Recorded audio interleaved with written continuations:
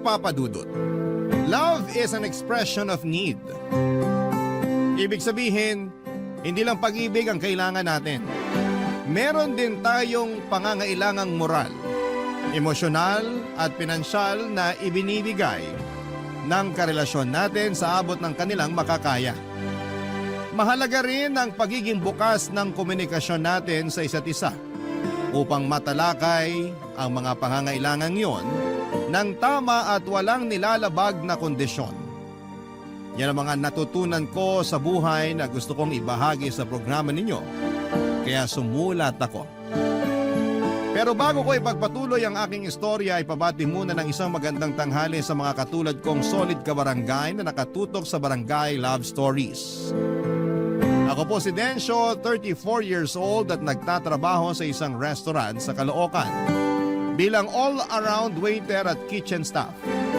Pero kasabay ng pagtatrabaho ko sa gabi ay ang pag-aaral ko sa umaga.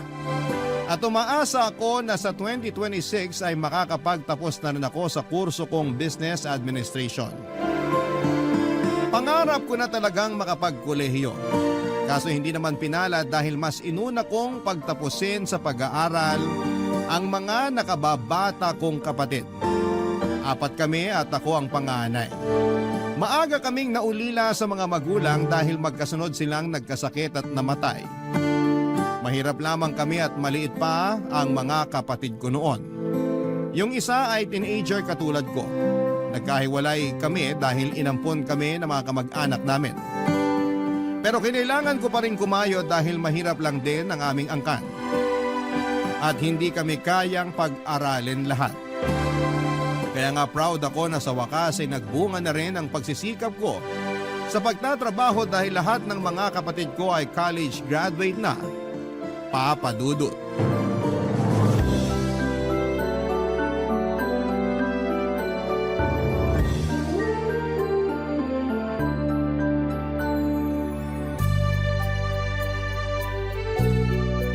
Congratulations, mahal! Ha? Sabi ko, congratulations! Congratulations saan? Kasi graduate na si Bunso. Okay, pero di ba dapat siyang kinokongrats mo, hindi ako? Nandun na tayo pero dapat ka rin i-congrats. Kasi ikaw ang nagpaaral at nagpatapos sa kanya. Katulad ng ginawa mo sa iba niyo pang kapatid. Kung hindi dahil sa pagsisikap mo, hindi sila mabibigyan ng pagkakataon na makapag-aral at makapagtapos. Ganun ba yon? Oo naman. Pero pakiramdam ko, responsibilidad ko naman talaga yon bilang kuya nila. Kaya nga congrats kasi parang ikaw na rin yung graduate. Salamat, mahal. Kapag pinupuri mo ako ng ganyan, nararamdaman ko na kahit paano may narating na rin ako. Ha? Kasi ngayon ang lahat ng mga kapatid ko profesional na. Bigla akong napaisip sa tungkol sa sitwasyon ng buhay ko. Ano ba kasing ibig mong sabihin? Huwag mo sanang mamasamain. Pero masaya naman ako sa achievement ng mga kapatid ko. Naiinggit lang siguro ako kasi lahat sila college graduate na samantalang ako. Eto, hamak na waiter lang at tagahugas ng pinggan at mga pinaglutuan sa restaurant na pinagtatrabahuhan ko. Teka lang, parang hindi ko naman yata gusto na hinahamak mo ang pagiging waiter mo, mahal. Baka nakakalimutan mo, kung hindi dahil sa trabaho mong yan, hindi ka makakapagpag-graduate ng mga kapatid. Kaya nga kapag pinapaalala mo sa akin yan, nakakalimutan ko yung katotohanan na ako na lang yung hindi nakapagtapos ng pag-aaral. Pwede ka naman mag-aral kung gusto mo. Madali na lang yun since wala ka nang pinapaaral sa mga kapatid mo. Pero 32 years old na ako. Eh ano naman? Matanda na ako para mag-aral. Ang babata ng mga kaklase ko, syempre mahihiya na ako nun. Hindi naman nakakahiya yun. Meron ngang iba mas matanda pa sa'yo pero nag-aaral pa rin. Merong lolo, lola, tatay, tsaka nanay. Ikaw 32 ka pa lang naman. Tsaka paalala ko lang sa'yo ha, na walang pinipiling edad ang edukasyon. Pero nagdadalawang isip pa rin ako kasi baka di na ako makasabay sa klase. Kasi nga ang tagal ko nang tumigil eh. Ang alam ko na lang ngayon, mag-serve sa mga customer at maghugas ng pinggan sa kusina. Lahat naman pwedeng pag-aralan. Lahat pwedeng matutunan. Kaya ka nga nag-aaral kasi tuturuan ka naman nila. Pero syempre, kailangan sipagan mo rin yung pagsi-self-study. Kaya mo yan. May tiwala ako sa kakayahan mo. Buti ka pa may tiwala, pero ako, ewan ko, ang hina ng loob ko. Hindi naman mahina ang loob mo mahiyain ka lang. Pero nagagamot naman yan. Basta magtiwala ka lang sa kakayahan mo. Nandito lang naman ako para sumuporta sa'yo sakaling gusto mo mag-aral ng college. Talaga? Talagang talaga. Pero 4 na taon yun kung sakali. Hindi ka ba maiinip na hintayin ako makagraduate? Hindi naman, pero ano bang ibig mong sabihin? Naisip ko lang kasi na baka gusto mo na magkaroon tayo ng pamilya, mahal. Ayoko naman magdesisyon lang para sa sarili ko. Kailangan kong i-consider yung nararamdaman mo. Thank you sa pag-consider sa akin. Pero walang kasi yung 4 na taong yun kumpara naman sa ikatutupad ng pangarap mo. Masaya ako na suportahan ka, na i-cheer ka pag kailangan mo ko. Tungkol naman sa pagpapamilya, bata pa naman ng 30 tsaka 32. Hindi naman ako nagmamadali na magka-baby tayo. Kaya kung ako sa'yo, pag-isipan mong mabuti kung itutuloy mo na yung pag-aaral mo. Huwag kang matakot. Nandito lang naman ako sa tabi mo. Papadudo tulad ng sinabi ko ay proud ako na napagtapos ko ng pag-aaral ang mga kapatid ko. At masaya ako sa mga achievement nila sa buhay. Pero yun din yung pagkakataon na napatanong ako sa sarili ko na paano naman ako. Doon ko naalala na minsan ay nangarap din pala ako makatungtong sa kolehiyo. Pero kinalimutan ko na lamang ang pangarap na yon dahil nagkaedad na ako at nag-focus sa pagtatrabaho. Hindi ko na rin alam kung paano magsisimula. Baka hindi ko kayaning pagsabayin ang pagtatrabaho at pag-aaral. Hindi rin naman kasi gaanong kalaki ang kinikita ko at wala akong ipon dahil sa ilang taong pagpapaaral sa mga kapatid ko. Mabuti na lang at nandyan si Annalyn na handang makinig sa akin kapag naguguluhan ako sa buhay o pinagdududahan ko ang sarili ko. Lagi niyang pinapaalala sa akin kung gaano kahalaga ang role na ginagampanan ko bilang panganay sa aming magkakapatid. Pero nahihiya pa rin ako kasi high school graduate lamang ako. Siguro nga ay naging insecurity ko na yon na nadala ko na rin sa relasyon namin ni Annalyn. Madalas akong sumasama sa mga labas niya para ipakilala sa mga kaibigan niya. Dahil naranasan ko nang matanong tungkol sa tinapos ko. Hindi naman sa kinakahiya ko ang pagiging high school graduate ko, pero pag sinasabi ko yon sa kanila ay natatahimik na lamang sila. Tapos mag-uusap sila ng topic na hindi naman ako makakarelate. Si Annalyn ang first girlfriend ko at minsan ay napapatanong ako sa sarili ko kung anong nagustuhan niya sa akin. Samantalang marami naman siyang manliligaw na may mas mataas na edukasyong tinapos. Pero laging sinasabi sa akin ni Annalyn yung mga magaganda at kahangahangang bagay na nakita niya sa akin na wala sa iba. Kaya nga kahit paano'y napapanatag ako. Isang araw, sinama ako ni Annalyn sa bahay nila. Pero hindi niya sinabi sa akin na may party pala doon dahil birthday ng tiyahin niya na nagbakasyon galing sa Amerika.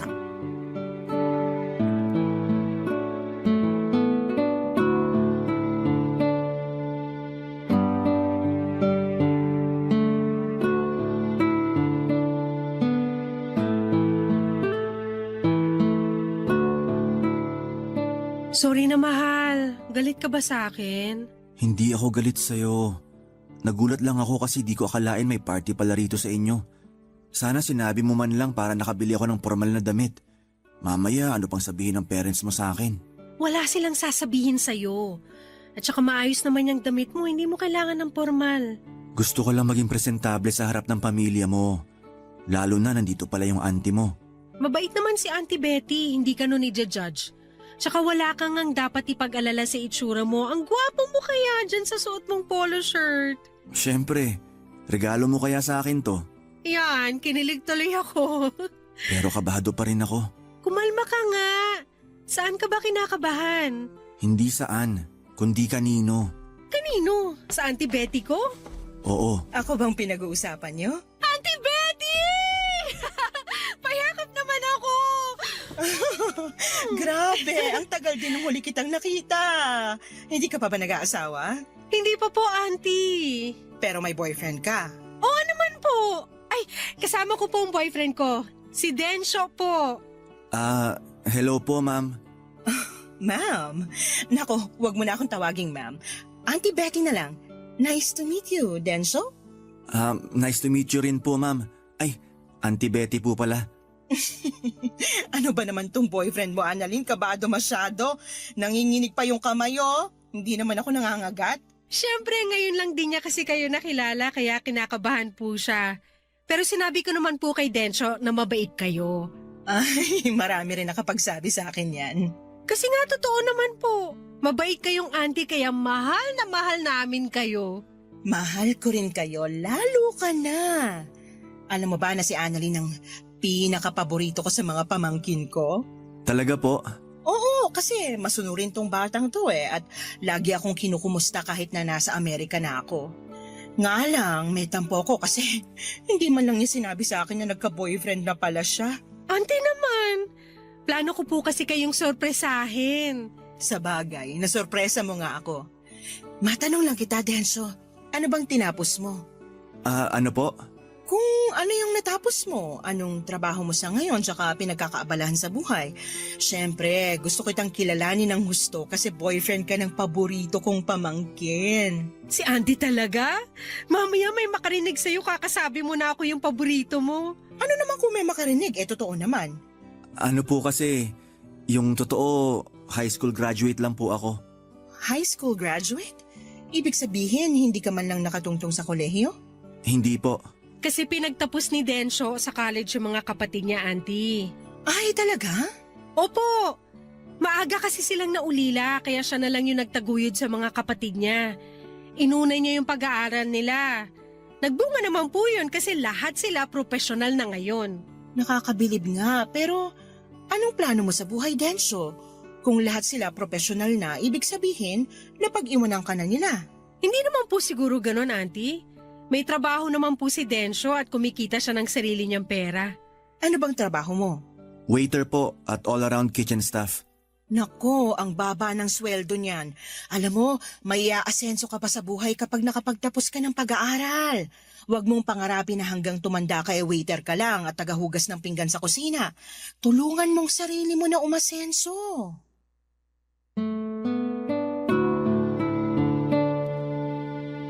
Papadudot mabait si Auntie Betty pero may pagkaprangkang manalita. At ramdam ko yon habang sinasabi niya sa akin na tulungan ko raw ang sarili ko na umasenso. Hindi naman ako na-offend dahil mabuti naman ang hangarin niya. Gusto lamang niya akong mapabuti para sa sarili ko at sa amin ni Annalyn. Hindi rin naman nagtagal yung pagkausap niya sa akin dahil tinawag na siya ng iba nilang kamag-anak. Pero pag may pagkakataon ay bumabalik siya sa pwesto namin ng girlfriend ko para makipagkwentuhan. Aaminin kong namangha ako, papadudot, at humanga talaga ako sa tiyahin ng girlfriend ko pagkakita ko pa lamang sa kanya. Sa edad niya kasing 45 ay napakaganda pa rin ang hubog ng katawan niya. Halatang alagang-alaga rin ang kutis niya at puro masusustansyang pagkain lamang ang kinakain niya. Noong una ay nailang pa akong kausapin si Auntie Betty dahil baka dumugo ang ilong ko sakaling mag-English siya.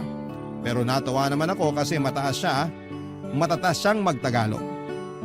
Bukod doon ay magaling din siyang magdala ng usapan kaya hindi nagtagal ay naging komportable na ako sa kanya. Masaya naman yung party kahit na ilang beses akong nahiya. Doon ko biglang naisip na kung may tinapos lamang ako, mas confident akong humarap sa mga kamag-anak at kaibigan ni Annalyn. Hindi yung mananahimik lamang ako sa isang sulok at naghihintay na sana ay mag-uwian na at matapos na ang party ng gabing yon. Papadudot. Barangay Love Stories. Barangay Love Stories.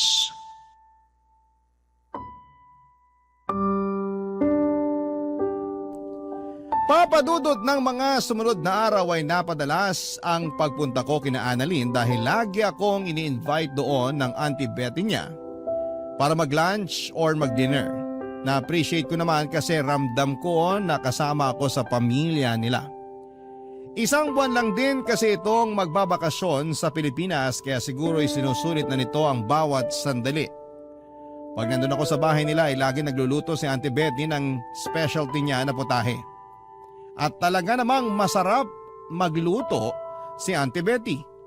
Sa katunayan ay nakakadalawa o 3 plato pa ako sa mga luto niya. Bagay na kinatutuwaan niya sa akin. Maraming magagandang kwento sa akin si Annalyn tungkol sa tiyahin niya. Wala itong anak pero nagkaasawa naman. Maaga nga lang itong nabiyuda matapos mamatay sa sakit ng asawa nitong Pinoy. Mahal na mahal daw ni Auntie Betty yung namayapan niyang asawa at yon ang dahilan kung bakit nagpakalayo-layo ito. Hindi kasi makausad si Auntie Betty dito sa Pilipinas. Dahil lagi nitong naaalala ang mister niya kaya nag-decide itong mag-abroad. Sa ilang taon niya sa Amerika ay nakaipon siya ng pera para makapagpatayo ng business doon. Mabait talaga si Auntie Betty, siya ang paboritong tiyahin ng karamihan sa mga pamangkin niya, Papa Dudut.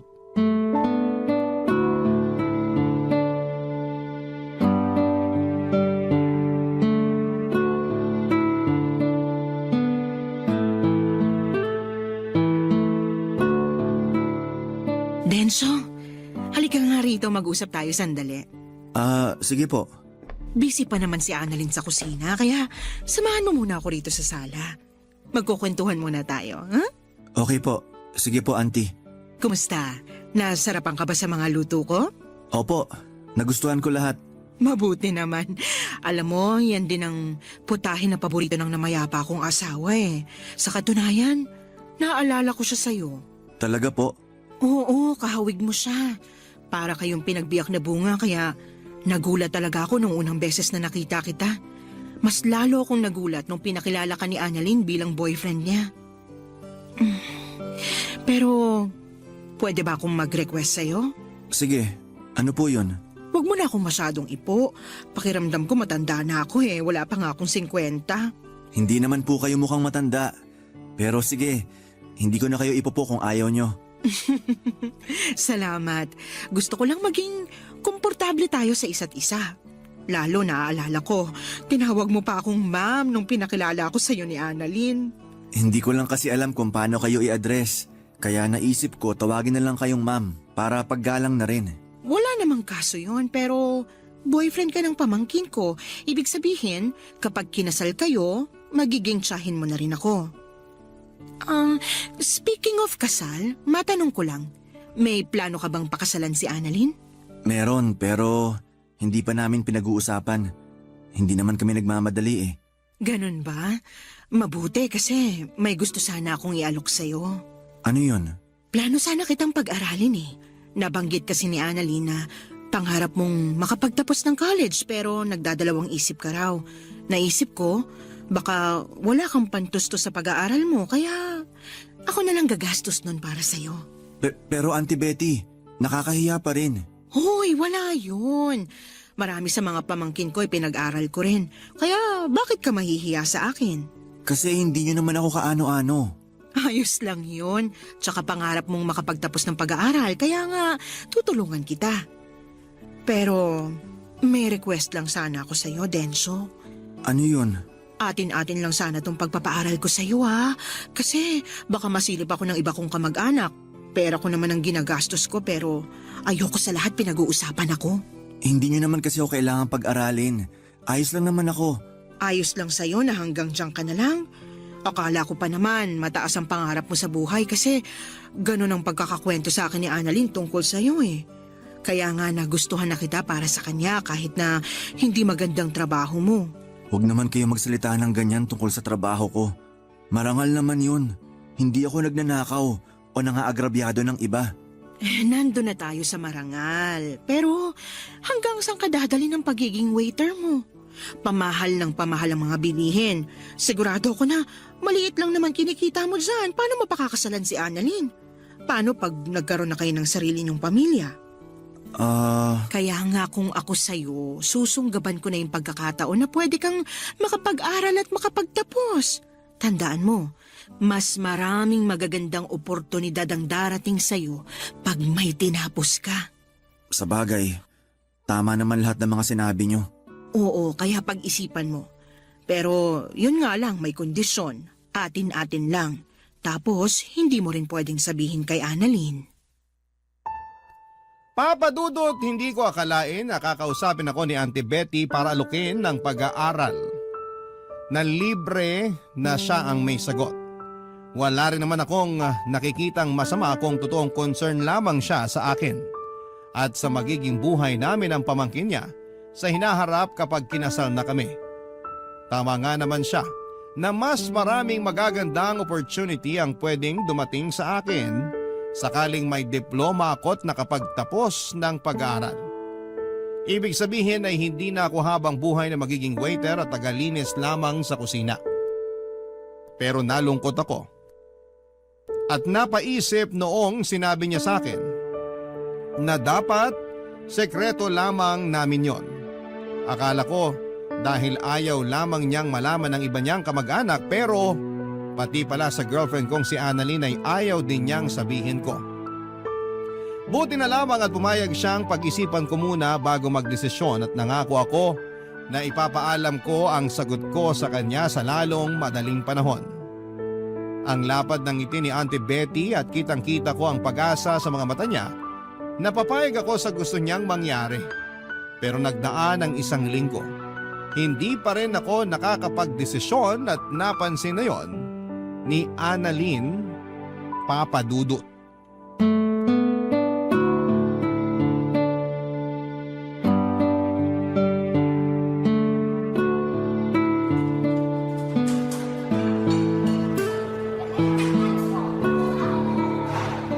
Mahal, may sakit ka ba?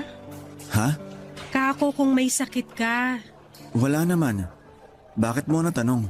Ilang araw ko na kasing napapansin na parang balisa ka. May nangyari ba? Sa family mo, sa work? Wala naman. Ayos lang family ko at work. Pero yung totoo, meron talagang bumabagabag sa akin eh. Ano yun? Tsaka bakit hindi mo sinabi sa akin agad?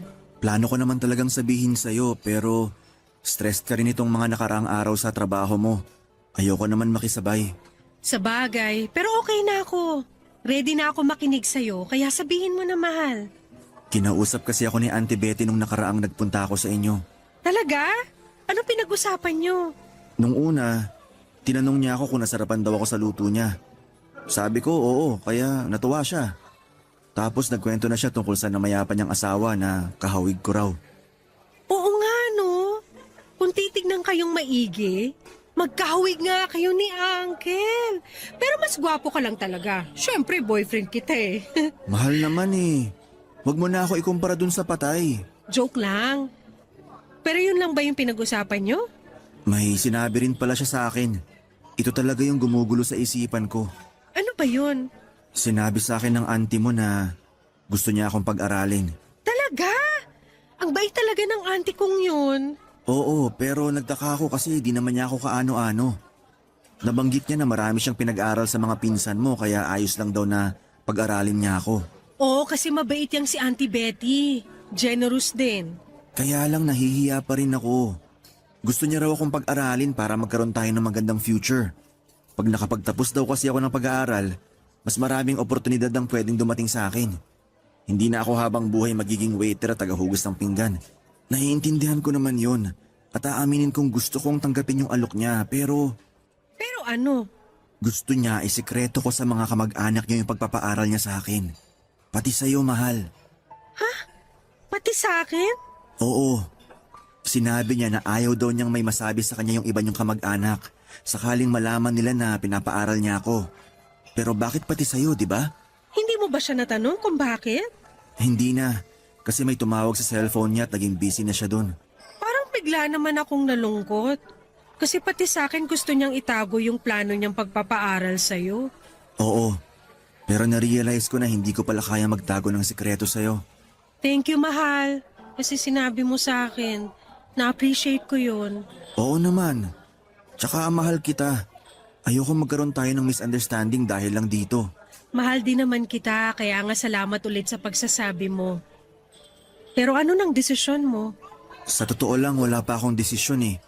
Sinabi ko lang sa auntie mo, bigyan ako ng panahon para makapag-isip. Sana wag ka mag-isip ng kung ano ha. Narealize ko kasi tama rin naman siya. Pag may tinapos ako at nagkaroon ako ng magandang trabaho, mabibigyan kita ng kasal na pinapangarap mo. At makakapag-ipon tayo para sa pamilyang bubuuin natin. Hindi ko naman kailangan ng magarbong kasal, mahal. Kahit sa West lang ayos na sa akin basta ikaw ang pakakasalan ko. Gusto ko pa rin maging memorable sa'yo yung kasal natin. Sa estado ko kasi ngayon, aminado ako na hindi ko pa yun maibibigay sa'yo. Pwede naman pero kailangan ko pang mag-ipon ng ilang taon. Sinabi ko naman sa'yo na hindi naman ako nagmamadali na magkaroon tayo ng pamilya. Kasi katatapos mo pa lang sa responsibilidad mo sa mga kapatid mo. Kumbaga, nagsisimula ka pa lang makaluwag-luwag, kaya willing to wait naman ako. Kaya nga pinupush kita mag-aral na ngayon. Ay, maganda sanang offer ni auntie kaso, bakit kailangan kayo lang dalawa yung makakaalam? Papa Dudut, kinalungkot ko nang makita kong nalungkot si Annalyn matapos niyang malaman ang tungkol sa plano ng tiyahin niya na sikreto yung pagpapaaral nito sa akin kung sakali. Kasi kung may mabuting intensyon ng tita niya, kung gusto talaga nitong makatulong sa akin ay bakit kailangan pa nitong itago ang mabuting gawain nito. Doon ako kinutuban na baka may ibang binabalak si Auntie Betty. Pero ayoko namang tumalon sa konklusyon at mag-isip ng masama tungkol sa kanya. Hanggang isang araw ay nakatanggap ako ng chat sa messenger mula kay Auntie Betty. Nagulat pa nga ako noon kasi hindi ko naman akalain na magpapadala siya sa akin ng mensahe.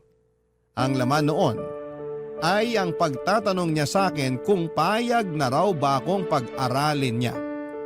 Naglatag din siya ng kondisyon at inulit na naman sa akin na dapat ay sekreto lang naming dalawa ang plano niyang pagpapaaral sa akin. Nang mga panahong yon ay nakapagdesisyon na ako. At alam ko na kung ano ang isasagot ko sa kanya. Lalo pat, desperado na ako. Papa Dudut. Barangay Love Stories. Barangay Love Stories.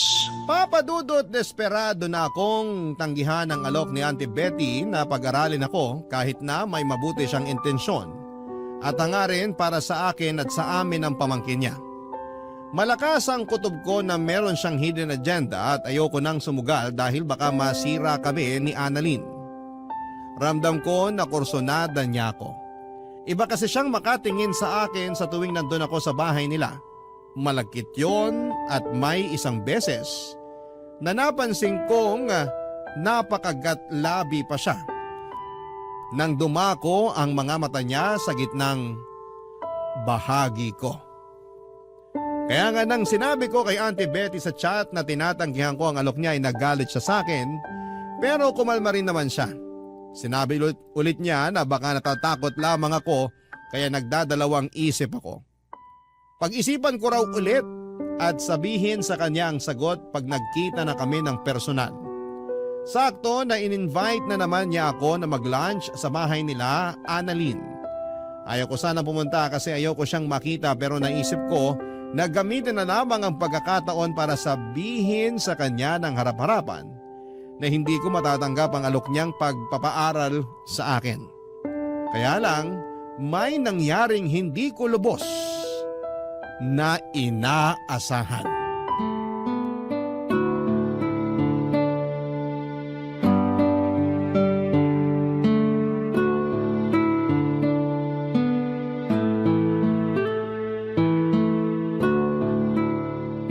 Salamat na lang po sa alok nyo pero hindi ko na po matatanggap yung pagpapaaral nyo sa akin. Di ba sinabi ko nang wag mo na akong ipo? Ay, tigas ng ulo mo. Tapos ngayon ikaw pa may ganang tumanggi sa alok ko? Pasensya na po pero narealize ko kasi na… Na ano? Ang sabihin mo maarte ka lang. Baka naman hindi talaga totoo yung sinabi sa akin ng pamangkin ko na gusto mong mag-aral. Kasi wala ka naman talagang pangarap para sa sarili mo. Kontento ka na lang dyan sa trabaho mong napakababa ng sweldo. Gusto ko pa rin pong mag-aral pero gagawin ko yun nang hindi umaasa ng tulong mula sa inyo.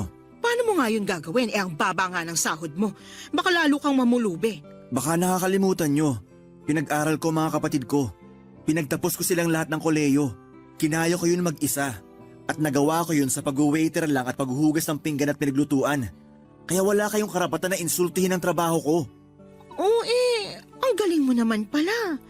Pero alam ko pagod ka na kaya hayaan mo na lang ako na babyhin ka. Ano pong sinabi nyo? Alam mo kasi, gustong gusto kita, Denso. Yun yung dahilan kaya gusto kitang tulungan at gusto ko rin isikreto natin yun kay Annalyn.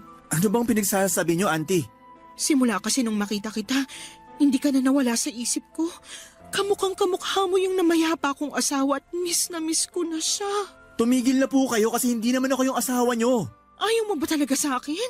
Maganda naman ako, sexy. Mas masarap pa ako sa girlfriend mo. Auntie Betty, anong ginagawa niyo kay Densyo? Ikaw pala, Annalyn. Tsaka ano nga yung sinabi niyo? Mas maganda kayo sa akin?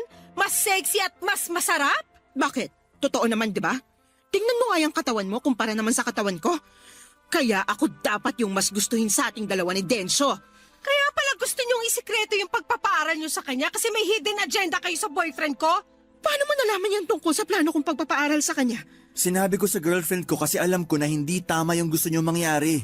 Kung totoong wala kayong masamang intensyon at concerned lang talaga kayo sa kapakanan ko at sa magiging pamilya namin ni Annalyn, bakit ko kailangang isikreto sa kanya? Yun naman pala, may hidden agenda kayo sa akin. Kursunada nyo ako. Ano kasi? Kayo pa naman yung paborito kong tsahin. Pero hindi ko akalain na tataluhin niyo ako. Buti nilang loyal sa akin yung boyfriend ko. Aanhin mo naman yung pagiging loyal ng lalaking yan kung di ka naman niya kayang bigyan ng magandang buhay sa hinaharap. Huwag mo sabihin sa akin na handa ka magpakasal sa waiter at tagahugas ng pinggan na yan. Oo, at wala ka ng pakialam doon. Marangal ang trabaho ni Densyo. Tanggap siya ni na mami at daddy kaya bakit hindi ko siya pakakasalan? Tsaka alam ko sinasabi niyo lang yan dahil inggit kayo sa akin. Kasi ako, meron nagmamahal sa akin, sa inyo wala. Anong sinabi mo? Ulitin mo yung sinabi mo. Mahal, tama na. Huwag mo nang sagutin yung auntie mo. Mabuti pa, umalis na lang muna tayo. Hindi, ayoko! Dito lang tayo. Gusto kong ipamukha sa babae niya ng kapal na mukha niyang insultuhin ka eh. Hindi ko nga kinakahiya na hindi ka pa nakakapagtapos sa pag-aaral. Tapos siya, lalaiting ka lang na akala mo kilalang kilala ka na? Hindi ako makakapayag noon! Papadudot, mabuti na lang talaga dumating si Annalyn para ipagtanggol ako sa tiyahin niya. Nanlit na lamang din kasi ako bigla sa mga pangiinsultong sinabi nito sa akin dahil sa pagiging high school graduate at waiter ko. Pakiramdam ko ay inapakan niya ng husto ang pagkatao ko at nawala bigla yung kumpiyansa ko sa sarili ko na matagal kong inipon. Kahit lalaki ako ay naiyak na lamang ako pagkaalis namin ni Annalyn sa kanila. Buti na lamang talaga at kasama ko ang girlfriend ko habang inaalo ako. Pagkatapos ng tagpong yon ay hindi na kami nagkita ni Auntie Betty hanggang sa mabalitaan ko na lamang na nakabalik na siya sa Amerika. Blinako na rin siya sa messenger para hindi na siya makapag-chat sa akin. Doon ko naramdaman yung matinding kagustuhan ko na makapag-aral at makapagtapos para may pagmamalaki ako sa hinaharap. Pero hindi ko lang yon gagawin para sa sarili ko kundi para sa amin ni Annalyn. Mahal na mahal ko ang girlfriend ko at malaki ang papel na ginagampanan niya para hindi ko maramdaman na wala akong narating sa buhay dahil lang ganito lamang ang natapos ko. Siya rin ang nagpapayo sa akin kasama ko sa mga malulungkot at masasayang araw ko. Kaya naman nangako ako na poprotektahan ko siya at ang relasyon namin. Doon ako nagsabi sa kanya na gusto kong mag-aral na talaga. Tulad ng inaasahan, full support siya sa akin. Mabuti na lang at may mga institusyon na tumatanggap ng mga estudyanteng may edad na at nagtatrabaho kaya kahit extra challenge ang pag-aaral habang naghahanap buhay, inspirado ako at motivated na makapagtapos balang araw. Mabilis na nagdaan ng 2 taon, incoming third year student na ako sa kursong Business Administration, Papadudot.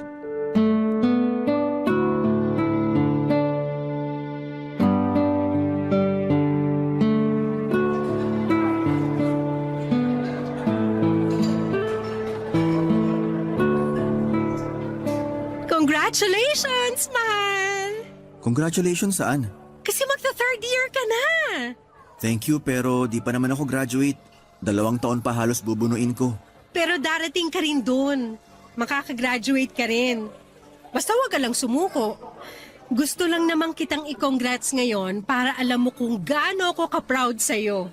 Simula pa lang nung nag-decide ka mag-aral, sobrang tiyaga at sipag mo. Kasi kinakaya mong isabay ang pag-aaral mo sa pagtatrabaho. Hindi madali yung ginagawa mo at talaga namang nakakabilib yun, mahal. Hindi ko naman magagawa yung lahat kung wala ang tulong at suporta mo. Ikaw talaga yung inspirasyon ko. Kaya nga masaya ako para sa atin. Buti na lang talaga hindi ka pumayag no na pag-aralin ni Auntie Betty. Tapos may kapalit naman pala kaya ganun siya kabait sa'yo. Kahit na desperado na ako, nararamdaman ko na rin na may mali. Kaya nga hanggat maaari, gusto ko na lang umiwas sa kanya. Pero ayoko namang mabastos siya kaya pumupunta pa rin ako sa inyo sa tuwing ini-invite niya ako. Pero bakit kasi hindi mo sinabi sa akin agad? Ayoko lang masira ang relasyon niyo magtiyahin. Ayokong masira yung reputasyon niya sa'yo.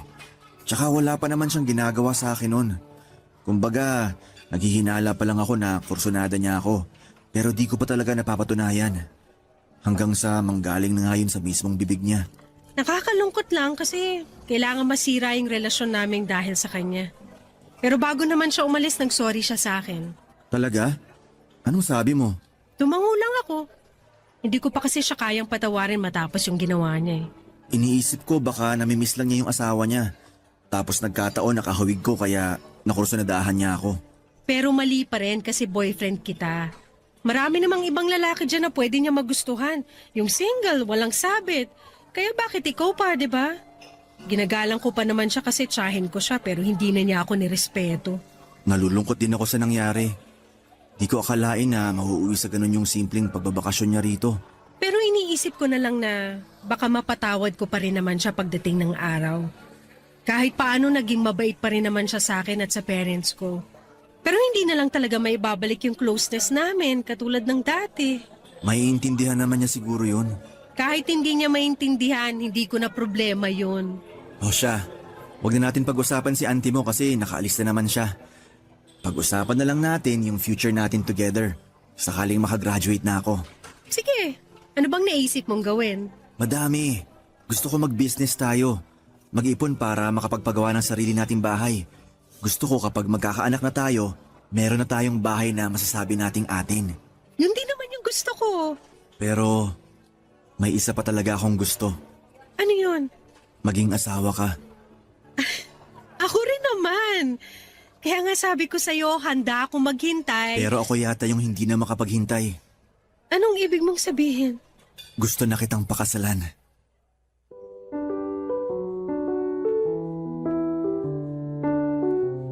Papadudot nag-propose ako kay Annalyn ng araw na yon sa paborito naming fast food chain na kinakainan. Simple lang yung proposal pero masasabi kong memorable. Gustong gusto ko na talagang iharap sa altar ang babaeng mahal ko. At hindi na ako makapaghihintay pa na makagraduate bago ko gawin ang bagay na yon. Sa susunod na taon pa talaga ang plano naming pag-iisang dibdib, pareho na kaming kabado at nananabik ni Annalyn. Sa kasalukuyan ay nagsisikap ako sa pag-aaral habang nagpupursige rin sa pagtatrabaho. Gusto ko kasing makaipon ng pera para mabigyan ko ng pangarap niyang kasal ang girlfriend ko. Minsan lang naman yon sa buhay namin kaya gusto kong gawing espesyal. Alam ko na bagaman mahirap ay matutupad ko ang mga pangarap ko na ito. Isa na nga doon ay ang makapagtapos ako ng kolehiyo. Masaya ako dahil suportado ko ni Annalyn at ng mga kapatid ko. Hanggang dito na lamang po ang sulat ko at naway nakapulot kayo ng aral at inspirasyon sa kwentong ibinahagi ko. God bless po and more power sa Barangay Love Stories. Number 1 po kayo sa puso namin. Ang inyong kapuso at kabarangay forever, Densyo. Dear Papa Dudut, ako nga pala si Gesmond, 40 years old, isang tagabantay ng isang PCR na malapit sa isang sikat na tourist spot. 15 years na ako sa trabaho na ito. Tatay ko ang unang nagbantay sa PCR na binabantayan ko sa ngayon. Tatay ko ang unang nagbantay doon nung kagagawa pa lamang. Tawag nga sa kanya ng mga taga roon ay manager. Siya rin ang nagrekomenda sa may-ari na ako na lamang ang kuning kapalit niya. Napaga kasi ang pag-retire ni tatay sa trabaho dahil tinamaan siya ng stroke. Kinailangan niyang magpahinga. Maayos naman na naging pasahod dito, siguro dahil parang halos magkaibigan sina tatay at ang may-ari noon. Kaya nahiya na bigyan ako ng mababang sahod. Kaya hindi na rin ako lumipat pa ng trabaho dahil kontento naman ako sa pagtrato sa akin doon. At ang sahod syempre. Saka dagdag din na mahina ang loob ko sa pagpapalit ng trabaho. Pakiramdam ko dahil hindi ako nakapagtapos ng pag-aaral ay mare-reject ako. Masaya naman kasi sa trabaho ko lalo't na kaklose ko na ang kapalitan ko sa trabaho na si Mercedes. Mas matanda siya ng 10 taon sa akin. Nalungkot nga ako ng bahagya nang sinabi niyang malapit na siyang mag-resign. Lumaki na raw ang mga bayarin niya lalo't nabuntis ng maaga ang panganay niyang dalaga. Sinubukan ko pa nga siyang pigilan, takot talaga ako sa pagbabago. Pero sinabi niya na kailangan niyang maging praktikal. Kaya naman sinulit na namin ang mga nalalabing panahon na magkasama kaming dalawa. Masasabi kong bukod sa katrabaho ko si Mercedes ay siya rin ang nagsilbing best friend ko. Hirap din kasi akong makipagkaibigan. Mahihayin ako at hindi ko man lang magawang tignan ang isang tao sa mga mata niya dahil baka may mapo na siyang hindi maganda sa aking itsura. Pero pagdating kay Mercedes, confident ako lagi sa sarili ko dahil komportable ako sa kanya, Papa Dudut.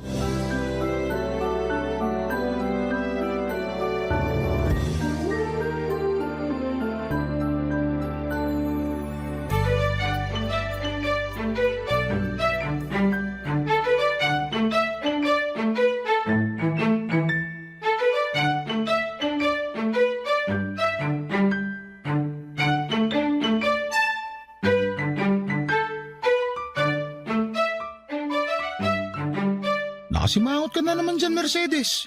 Eh sino bang hindi sisimangot? Patapos na nga yung shift ko, tapos makikita ko pa kung gaano kadugyot iniiwan ng last customer yung isang cubicle. Hindi ba siya naturuan mag-flush pagkatapos dumumi? Wala tayong magagawa. Hindi lahat katulad natin na mitikuloso sa CR. Yung dumi niya, hindi pang 10 piso pang 500 pesos. Buti hindi siya lumagpas bago shift ko. Napansin ko na kung paano niya ipitin yung mga hita niya.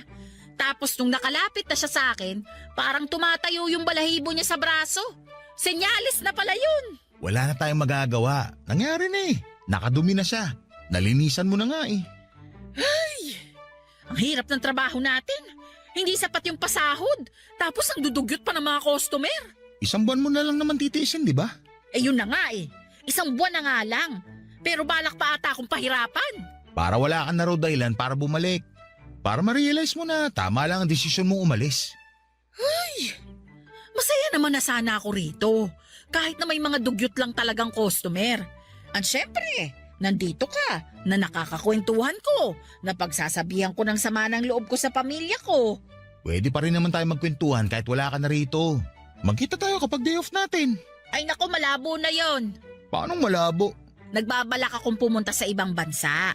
May tutulong na sa akin. Nakahanap ka na ba ng trabaho mo sa ibang bansa? Hindi pa, doon pa lang ako maghahanap. Pwede ba yun? Di ba haharangin ka kapag wala ka namang employer doon na pupuntahan? Stricto kaya sa airport. Magti-TNT ako. Hoy, mali yan. Delikado pa. Marami ng kababayan natin ang na-deport dahil dyan. Yung iba nga, hindi na nakabalik ng Pinas. Umayos ka, Mercedes.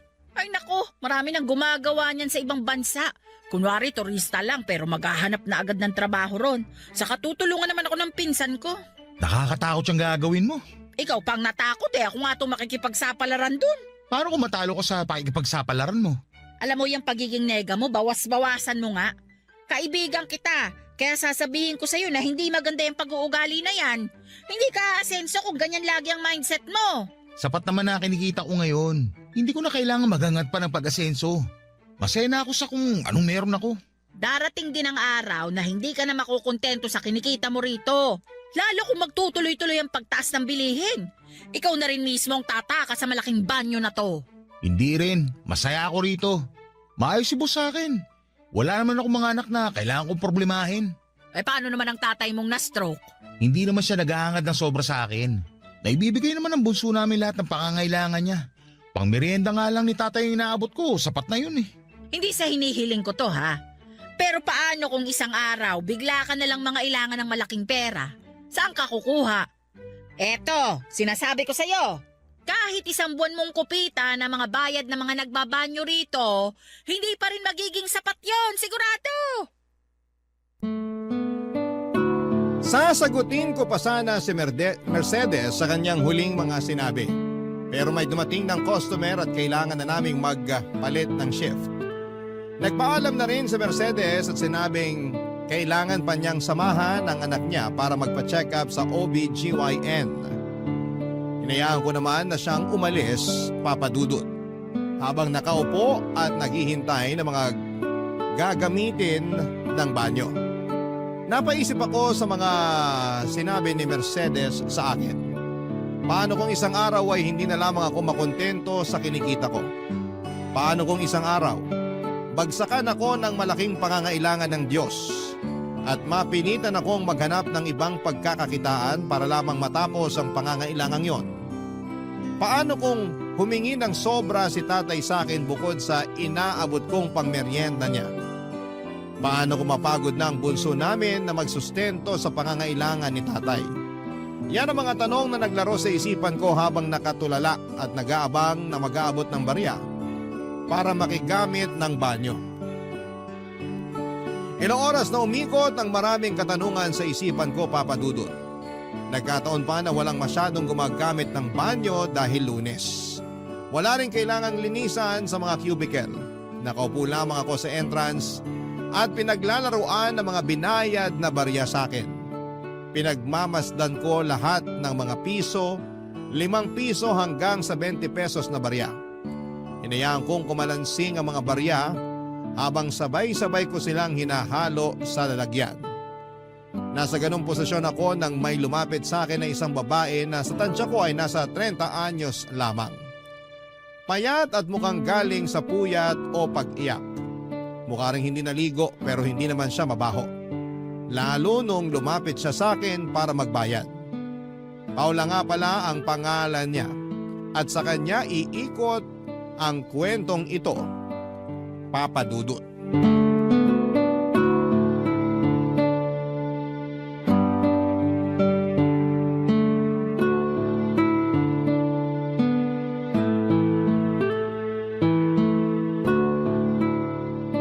Ihi, dumi o ligo. Magkano pag-iihi? Hindi ko ba nakita yung karatula rito sa mesa? Hala, nasaan yung karatula rito?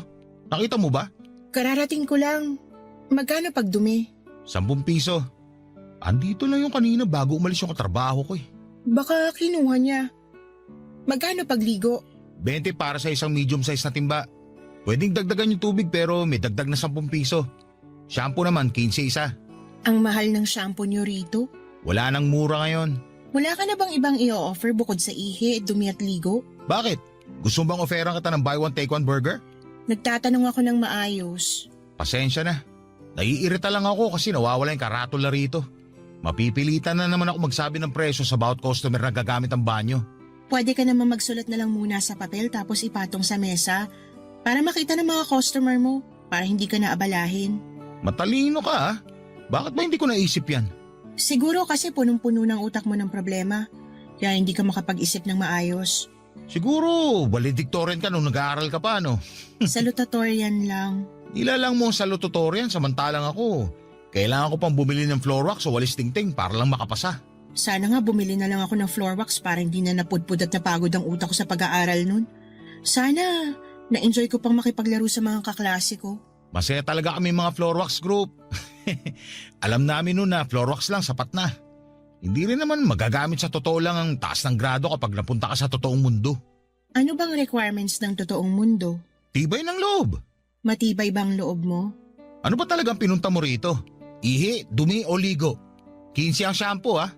Magkano kapag iiyak lang? Bakit hindi ka nalang umuwi sa bahay niyo para doon umiyak?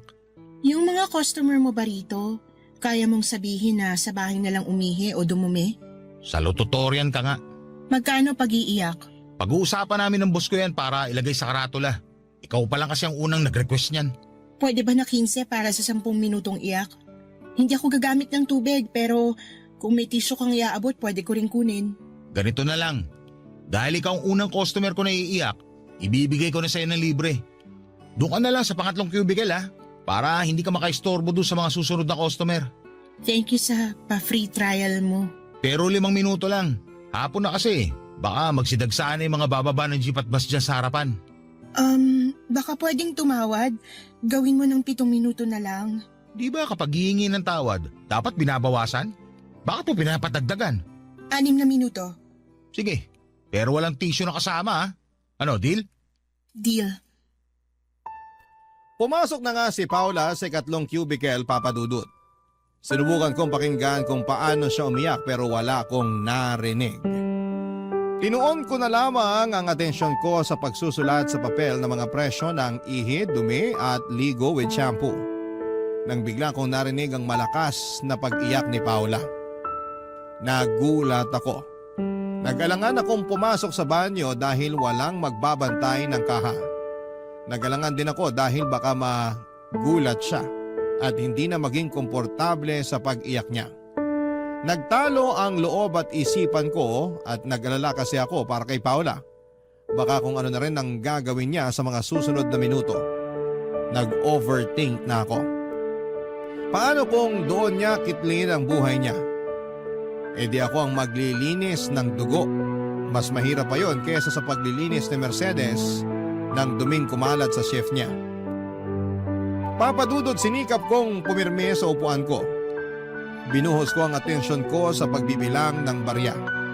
Nagdasal ako na sana ay may ibang customer pa na dumating para mapigilan si Paula kung sakaling balak nitong tapusin ang buhay niya. Pero walang dumating at hindi na rin ako nakatiis. Kaya naman pumasok na ako sa loob ng banyo at kumatok sa ikatlong cubicle. Napatigil sa pag-iyak si Paula at nagreklamo siya at sinabing wala pang 6 na minuto ang pag-iyak niya.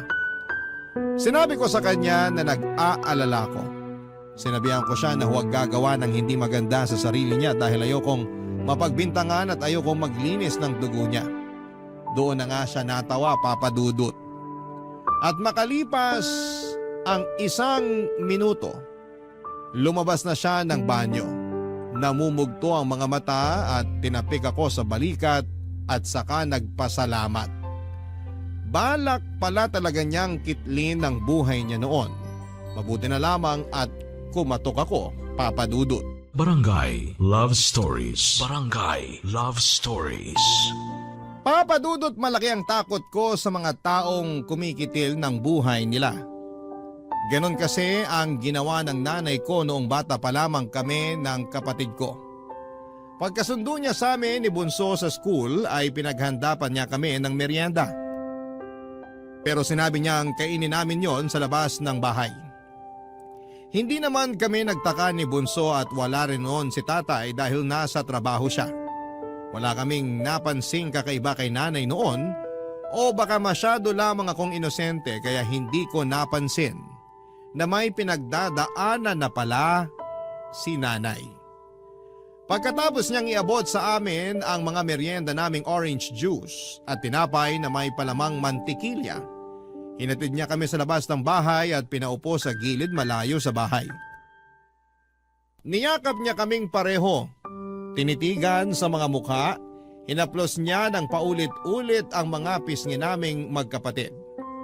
Nginitihan ko siya at hindi ko makakalimutan ang sinukli niyang ngiti sa akin.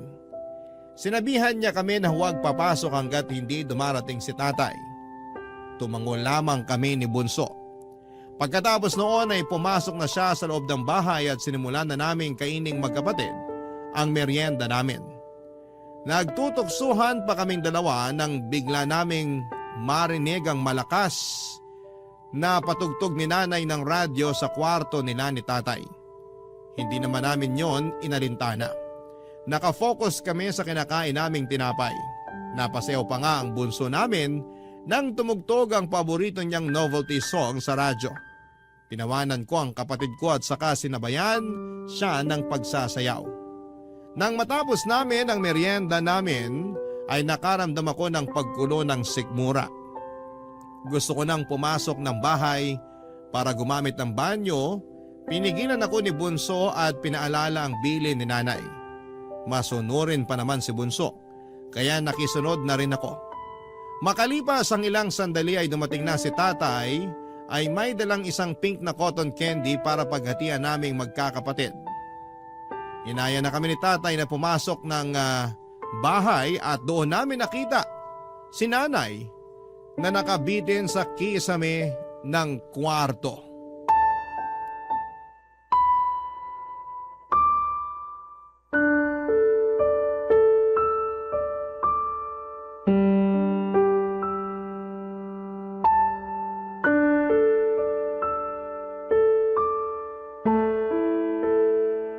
Magkano na presyo ng pag-iyak sa banyo? Hindi ka na pwedeng umiyak sa banyo. Bakit naman? Hinahaluan mo na hindi maganda eh. Sorry nung nakaraan kung natakot kita. Balak mo pa ata akong masibak sa trabaho. O baka naman plano mo na idin ako sa kaso. Ayaw naman kitang madamay sa gagawin ko sana eh. Ayaw mong madamay ako dito eh, gagawa ka na hindi maganda sa sarili mo. Malamang madadamay ako. Iimbestigahan ako. Buti sana kung may iba kang kasabayan na magwi-witness para sa akin. Sorry na nga. Sorry. Kung natuloy ang pagtapos mo sa buhay mo, may magagawa ba ang sorry mo pag nakulong na ako? Hindi na mauulit. Talaga? Kasi bawal ka na rito sa PCR namin. The customer is always right. Kahit kikitilin na ang buhay, right ka pa rin? Nabigla lang ako noon. Hindi na talaga yun mauulit. Sana ganyan din ang sinabi ng nanay ko noon, na nabigla lang siya. Ha? Sana nabigla lang siya noon. At sana tama ang timing namin bago namin siya nakita nakabiti sa kisame. Sana lang talaga. Tinapos ng nanay mong buhay niya? Bata pa lang kami noon. May hawak pa akong cotton candy na pinag-aagawan namin magkapatid. Tapos pagpasok namin ng bahay, nakita na lang namin siya nakabiti sa kisame. Sorry. Mula noon hindi na ako kumain pa ng cotton candy. Lalo na yung pink. Di makita o makaamoy noon, ayoko. Kaya pag may tumatambay na nagbebenta ng cotton candy dyan sa tapat, tinataboy ko talaga. Napabarangay na nga ako minsan dahil doon. Sinabi mo bang totoong dahilan? Bakit ko sasabihin? E di kinaawaan nila ako. Ayaw mo bang kaawaan ka? Mas gusto kong maintindihan ako. Wala bang nakakaintindi sa'yo? Si nanay. Pero wala na siya. Salamat sa pagpapaalala ha. Sorry, nagkamali na naman dila ko. Huwag kang makasarili. Huwag mo kitilin ang buhay mo. Buti sana kung ikaw lang makakaranas ng epekto ng pagkawala mo. Paano ang pamilya mo pag nalaman nila?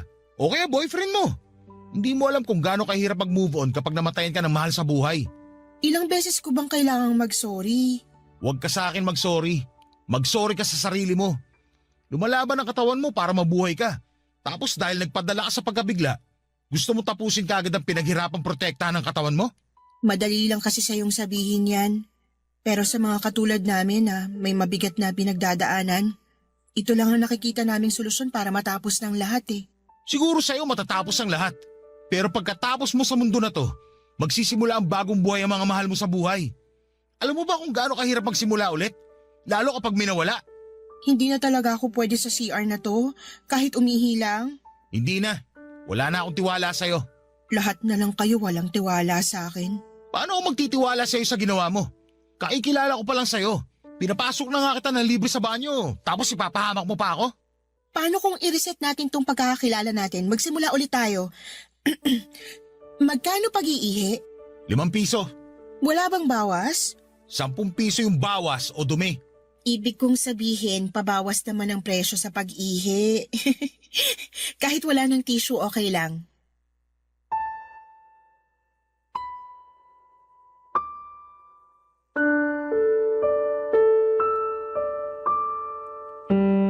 Nginitian ako ni Paula, isang ngiti na parang humihingi ng tawad.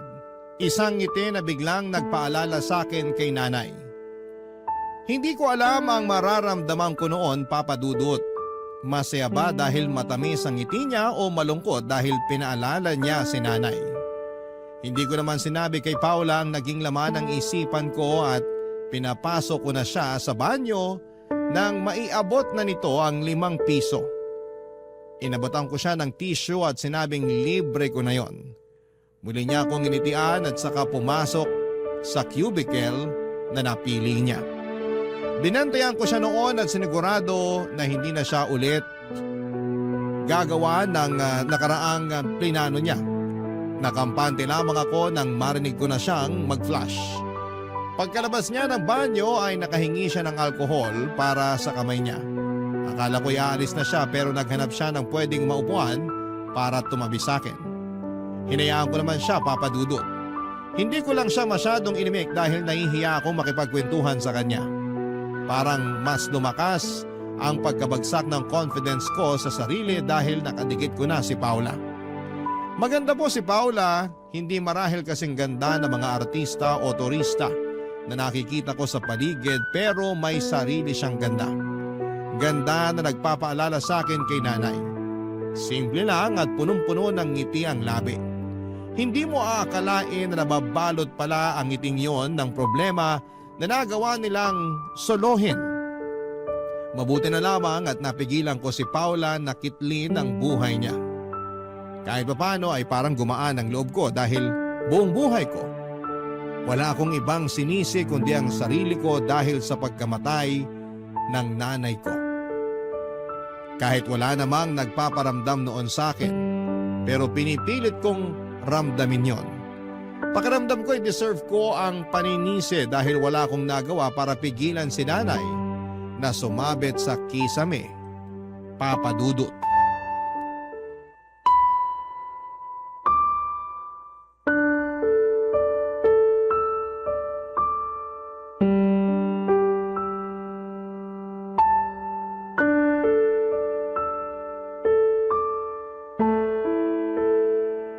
Pwede ba nating pag-usapan ang nangyari sa nanay mo?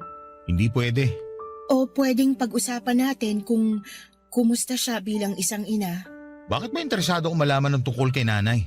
Mukha kasing naapektuhan ka niya nung Nung naging maramot siya at iniwan kaming pamilya niya? hindi naman siguro pagiging maramot ang ginawa niya. Ano palang tawag doon? Mapagbigay. Mapagbigay ng problema. Hindi na lang siguro nakayanan ng nanay mong pinagdadaanan niya. Bakit kasi hindi siya nagsabi? 3 kaming kasama niya sa bahay. Lagi sila nag-uusap ni tatay. Lagi niya kami sinusundo magkapatid sa eskwela. Bakit hindi siya nagsabi? Kasi may mga taong mahina. Kaya pati pagsasabi sa iba ng pinagdadaanan nila, di nila magawa. Pakiramdam nila nakakastorbo lang sila o baka husgahan lang sila. Yan din bang naiisip mo nung pinlano mong tapusin ang buhay mo dito sa banyo namin? Oo, kaya naiintindihan ko nanay mo. Sana wag ka nang magalit sa kanya. Ikaw nga na bago ko palang nakilala galit na ako sa'yo sa ginawa mo. Paano na lang si nanay na mas matagal ko nakasama? Sa isang iglap, iniwan niya kami nang hindi kami handa. Bakit mo ko pipigilan magalit sa kanya? Tulad nga ng madalas sabihin ng mga tao, kahit ano man ang mangyari, nanay mo pa rin siya. Kahit na, ang sakit ang ginawa niya. Ngayon ba may hinala na kayo kung bakit niya ginawa yon? Alam ni tatay pero hindi niya sinabi sa amin ni Bunso. Siguro, pinoprotektahan niya lang kayong magkapatid. O baka si nanay pinoprotektahan niya. Masama ba yun? Yung protektahan ng tatay niyo yung nanay ng mga anak niya? Unahin niya munang protektahan kami at hindi ang tao nang iwan sa amin. Naiintindihan kita. Talaga? Parang hindi naman. Kanina mo pa ako kinukontra sa galit ko sa nanay ko. Ayaw lang kitang malunod sa galit. Mahirap yun, maniwala ka. Nalunod ka na ba sa galit? Nalulunod pa rin. Umahon ka na. Wala rin kwenta kung magagalit ka pa, di ba? Ayaw ko pang umahon. Baka may sumaklolo pa sa akin eh. Bakit hindi na lang ikaw sumaklolo sa sarili mo? Ayoko sa sarili ko. Bakit ko sasaklolohan? Hindi ko alam kung nagbibiro ka o totoo na. Kung alin sa dalawang pinakamagaan para sa'yo na tanggapin, yun na lang. Ako naman ang magtatanong. Sige, magtanong ka lang. Bakit mo inisip tapusin ang buhay mo? Bakit bigla kang interesado sa buhay ko? Gusto ko lang malaman. Baka sakaling parehas lang kayo ng dahilan ni nanay. Kung parehas kami ng dahilan, mauunawaan at mapapatawad mo ba siya? Subukan natin. Susubukan ko.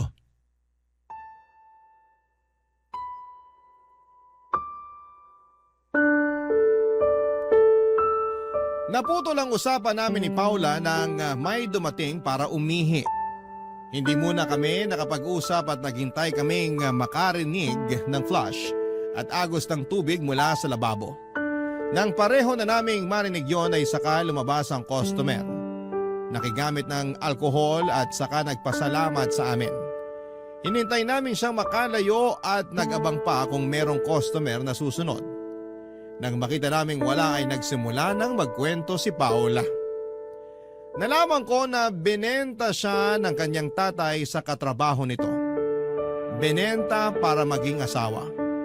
Mas matanda pa sa tatay ni Paula ang pinagbentahan sa kanya. Ayaw mang makisama ni Paula sa katrabaho ng tatay niya pero pinili pa rin niyang sumama. Gusto lang niyang makalayo sa ama niyang sugaron. Hindi na bago kay Paula ang pagbebenta ng kanyang ama ng mga gamit nila tuwing natatalo ito sa sugal kaya hindi na siya nagulat nang siya naman ang ibenta ng kanyang ama. Siguro para sa mata niya, isa lamang siyang gamit.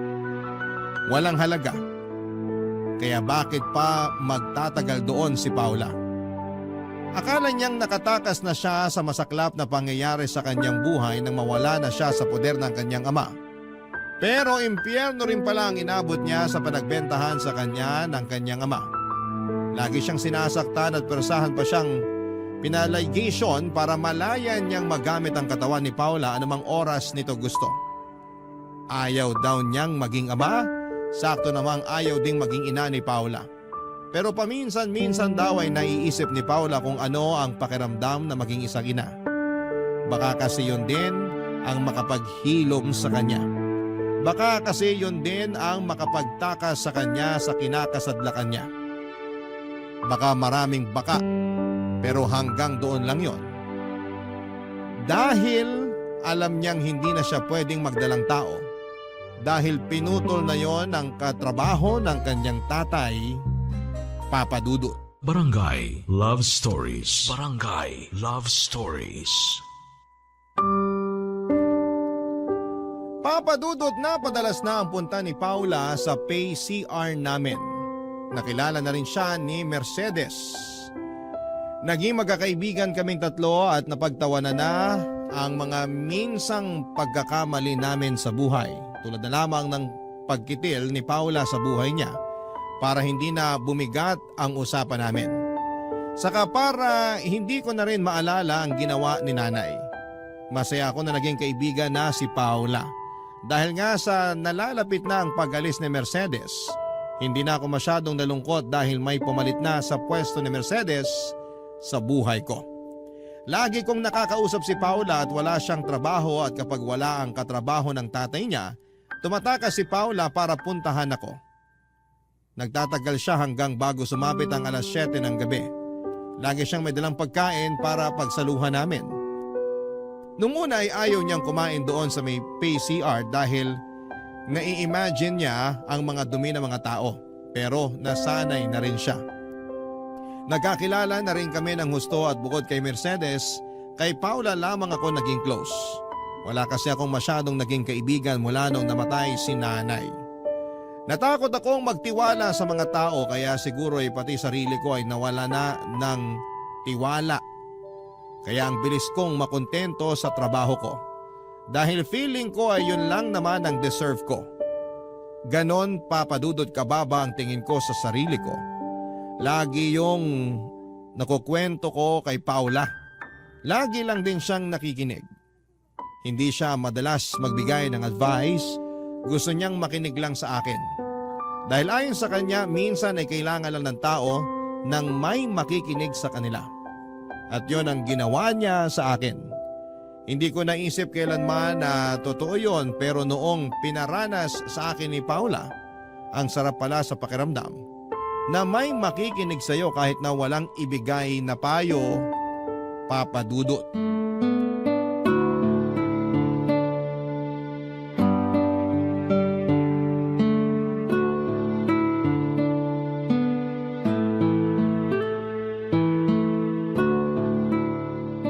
Sigurado ka bang gusto mong kumain ng giniling na baboy at corned beef? Bakit naman hindi? Matapos mong linisan yung dumi ng huling customer mo dito sa PCR nyo? Sanay na ako. Minsan nga kapag umuulan, dyan ako sa loob ng CR kumakain. Kadiri. Sanay na nga kasi.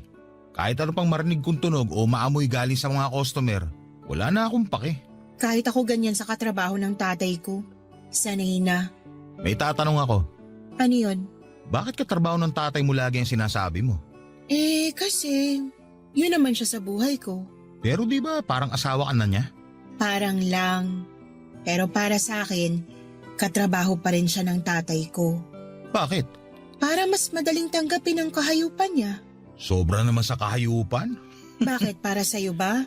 Hindi pa sobra yung mga kinuwento ko na pinagagagawa niya? Hindi mo na siya kahit kailan tatawaging asawa? Kahit umabot pa sa kabilang buhay. Ganun katindi ang galit mo sa kanya ha? Galit at pandidiri. Ayaw mo bang tumakas? Ito lang ang kaya kong pagtakas eh. Anong ibig mo sabihin?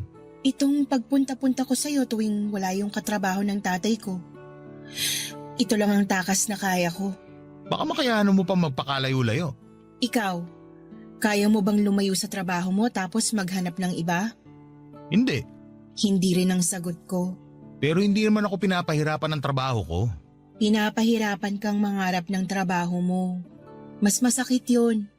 Yung makontento ka na lang dahil yan na lang ang meron o dahil yan na lang ang feeling mong deserve mo. Aray ah, hindi ka na nagbabayad sa pag-iimo rito. Mananakit ka pa ng ganyan. Napasobra ba? Sorry. Epekto siguro ng mga asukal na kinain ko kanina. Ang hyper tuloy ng dila ko. Pero bilang kaibigan mo, kung kaya mo nang tumakas, susuportahan kita.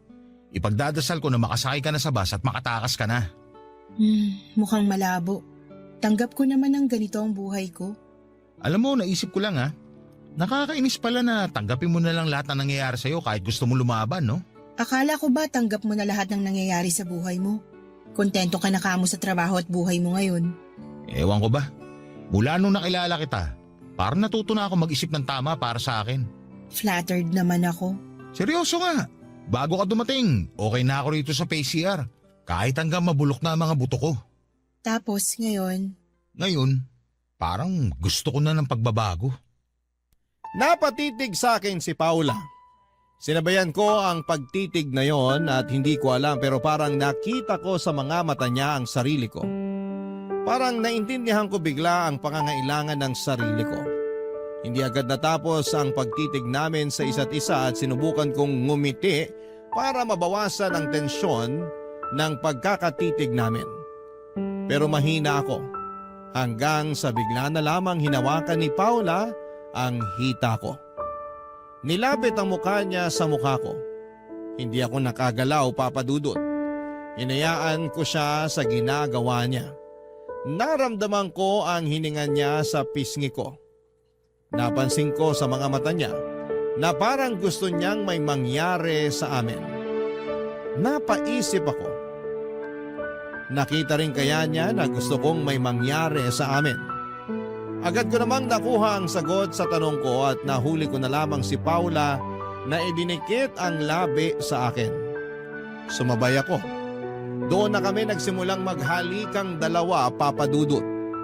Hindi namin alintana ang paligid, mabuti na lamang at walang taong masyado dahil Lunes at kalagitnaan pa ng araw. Kaya malaya naming nagawa ang gusto namin. Nagmadali kaming pumasok sa loob ng cubicle. Sa pangatlong cubicle kung saan ay plinano ni Paula na kitlin ang buhay niya.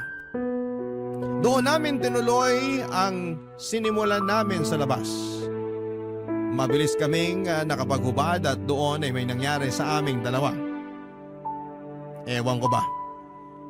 Pero para sa akin ay yun ang pinakamagandang nangyari sa buhay ko pagkatapos mamatay ng nanay ko. Pagkatapos ay nagmadali na kaming lumabas ng cubicle.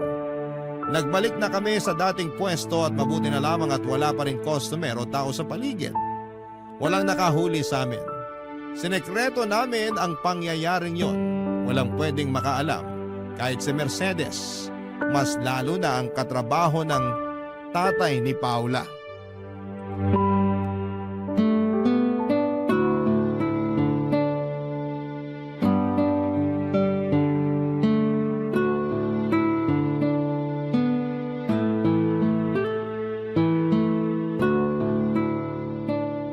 Nakatulala ka na naman. Ini-imagine mo na naman ang katawan ko, no? Na nakahubad? Hindi ko na kailangan mag-imagine. Nakaukit na sa isipan ko kung ano itsura ng katawan mo. Maganda ba? Walang kasing ganda. Bolero? Pero alam mo ba kung anong lagi ko nai-imagine? Ano? Yung buhay na kasama ka. Ganon? Bakit naman yan ang naiisip mo? Ayaw mong bumalik sa pag-imagine sa katawan ko? Makinis to. Pero biro, ikaw ba, hindi mo naiisip ang buhay mo kasama ako? Ano bang naiisip mo na magiging buhay natin? Ilalabas ko na ang ipon ko. Lalayo tayo rito sa Maynila. Para hindi ka na mahanap ng katrabaho ng tatay mo. Sasakay tayo ng bus patungo sa pinakamalayang probinsya sa Luzon. Marami akong baong pagkain para hindi ko malamang sikmura mo kapag mahaba ang biyahe. Tapos, Maghahanap tayo ng matitirhan. Maghahanap din ako ng trabaho. ako rin ba? Maghahanap din ba ako ng trabaho? Kung saan ka komportable. Ayos lang sa akin kahit ano. Basta ako, magtatrabaho ko para mabili ko lahat ng gusto mo. Anong klaseng trabaho ang gusto mo? Yung malayo na sa trabaho ko ngayon. Mangangarap ako ng mataas na sahod. Para siguradong mabubuhay kita. Ayoko naman na magsisi ka na sumama ka sa akin. Hindi kita kayang bigyan ng anak. Wala namang problema. Pwede tayo mag-ampun ng aso at gawin nating anak. Uso naman yun ngayon. Pero kung gusto mo ng pusa o goldfish, ayos lang din. Ikaw masusunod. Kahit anong pwede nating maging anak, mamahalin ko. Ang dami mo na palang plano. Nakakatawa nga eh. Bakit nakakatawa? Kasi dati wala naman ako ibang plano sa buhay. Basta gumising lang araw-araw tapos pumasok sa trabaho. Magbigay ng merienda sa tatay ko. Kumustahin ang bunso namin at saka matulog. Yun lang lagi. Ako bang dahilan ng mga bagong plano mo? Ikaw ang inspirasyon ng pagbabago ko. Masaya ka ba? Kung alam mo lang kung gaano ako kasaya. Pwede ba tayo mang ibang bansa? Parang mas magandang magiging buhay natin pag nang ibang bansa tayo. Alam mo, yan ang nakalista sa plan B ko. Ang dami mo na pala talagang plano. Sige nga, ano naman ang plan B mo? Yun nga, mangibang bansa. Kung pwede sana sa bansa kung saan si Mercedes para may kasama na tayo. Kung ayaw mo dun, pwede man kahit saang bansa basta kung saan ka magiging masaya. Gusto ko sana sa Canada o kahit saang bansa na may snow. Pag-iipunan ko yan. Huwag ka mag-alala. Makakaranas ka ng snow. Jasmond, Ano yun? salamat sa mga plano mo ha. Ikaw lang yung taong naging sigurado sa akin. Salamat. At sana maging sigurado ka na rin sa sarili at sa mga gusto mo. Pag umabot ka na doon, pangako, buo ang suporta ko. May pa-free trial ka pa rin ba ng iyak sa pangatlong cubicle? Naiiyak na naman ako eh. Para sa'yo, libre na yan palagi. May libre pang tissue. Maraming kinuhang tissue si Paula. Pagkatapos noon ay pumasok siya sa cubicle. Natagalan siya pero hindi naman ako nangamba. Alam ko namang hindi na niya uulitin ang unang ginawa niya doon. Ganon na nabuo ang tiwala ko sa kanya. Maya-maya pa'y narinig ko na ang pag-flash niya ng CR. Pagkalabas niya at sinutil ko pa siya at sinabing kailangan niyang magbayad dahil nag-flash siya ng kubeta. Natawa na lamang siya at hinalikan ang pisngi ko. Hinalikan ko siya sa labi at tinitigan niya ako at parang muli kong nakita si nanay nung huling beses ko siyang nakitang buhay. Inaplos niya ng paulit-ulit ang pisngi ko. Nilaro ang buhok ko. Tumitig sa akin at saka inalalayan ako ng matamis na pagkakangiti. Parang si nanay siya. Hindi ko pinahalata kay Paula na nakaramdam ako ng lungkot. Nagbukas ako ng topic para mawala sa isipan ko ang imahe ng nanay ko. Nagtagal pa ng 1 oras si Paula kasama ko bago siya nagpaalam para umuwi na. Bago siya umalis, inabot niya sa akin ang tissue na ibinigay ko sa kanya noong pumasok siya sa banyo. Nakatupi yon. Sinabi niya sa akin na basahin ko yon pag nakauwi na ako ng bahay. Pinag-promise niya ako at sinunod ko. Nagmadali akong umuwi ng bahay after ng shift ko para lamang mabasa ko ang sinulat ni Paula sa tissue. At nang mabasa ko na yon, humiling ako sa langit ng rewind. Ibalik ako noong oras na magkasama kaming dalawa. Noong araw na yon, para binasa ko na kaagad ang laman ng tissue bago umalis si Paula. Isa kasi yung sulat ng pamamaalam. Pamamaalam na walang kinalaman sa pagkitil ng buhay. Pamamaalam lang sa aming dalawa. Sinabi niyang nalulunod siya sa mga plano ko para sa aming dalawa. Hindi raw siya sanay lumangoy sa magagandang plano at pangarap, kaya naman nalulunod siya. Ayaw niyang umahon dahil ayaw niyang magpasaklolo sa akin. Hindi raw siya ang tamang babae para sa mga pangarap at plano ko sa buhay. Ire-reserba ko na lang daw yon sa iba. Sa iba na mas karapat dapat at katulad kong may pangarap. Hindi kagaya niya. Wala siyang plano, wala na siyang pangarap. Kontento na siya sa masaklap na buhay niya. Nagalit ako, Papa Dudut, sa ikalawang pagkakataon at para akong inabandona at namatayan. Una, ang nanay ko. Sumunod naman ay si Paula. Mas masakit ang pag-aabandona ni Paula dahil nagsimula na ako sa gusto kong pagbabago at pangarap. Pero iniwan niya ako sa ere dahil hindi niya ako kayang samahan sa mga yon. Sa ngayon, Papa Dudut, ay nagpatuloy ako muli sa buhay sa pagbabantay ng PCR.